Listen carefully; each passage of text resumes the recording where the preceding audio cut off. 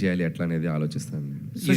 ఈ రోజు వెంకటేష్ గారిని కలిసినట్టున్నారు కదా, సో ఆయన రియాక్షన్ ఏంటండి? వెంకటేష్ గారు well positive person.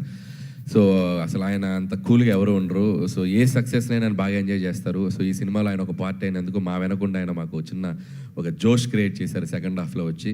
And is feeling very happy. And నిజంగా చిరంజీవి గారికి ఆయన ఒక పునర్వైభవాన్ని, ఒక మెగాస్టార్ చిరంజీవి గారు అంటే మార్కెట్ ఎలా ఉంటుంది, ఒక చిరంజీవి గారి సినిమా కనుక కరెక్ట్ కంటెంట్తో పడితే థియేటర్స్కి వచ్చే షేర్స్ ఎలా ఉంటాయి, బాక్స్ ఆఫీస్ ఎలా ఉంటుంది అనేది.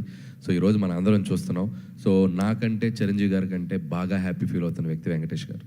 సో చిరంజీవి గారి ఈరోజు క్రియేట్ చేసిన రికార్డ్స్ అన్నిటికి కూడా ఆయన మేము అందరం చాలా హ్యాపీ ఫీల్ అవుతున్నాం.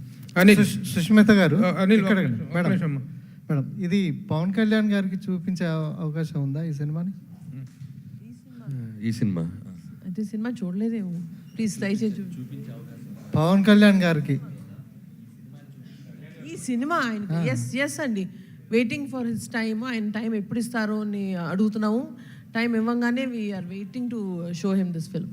అండ్ ఆయన డిప్యూటీ సీఎం అయ్యాక చిరంజీవి గారు కానీ పవన్ కళ్యాణ్ ఒకే స్టేజ్ మీద చూడాలనేది ఫ్యాన్స్ కోరిక. అది ఈ సినిమా సక్సెస్ ఈవెంట్లో కానీ ఏమైనా ఛాన్స్ ఉందా?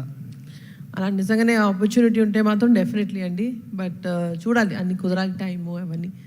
అనిల్, ఈ రోజున ప్రొడక్షన్ అనేటువంటిది ఎంతగా గాడి తెప్పిందో అందరికీ తెలిసినటువంటి విషయమే.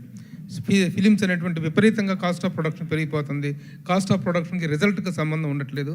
ఇలాంటి టైంలో వరుసగా 9 కాన్సిక్యూటివ్ హిట్స్ ఇవ్వటం కాకుండా the way you are making the film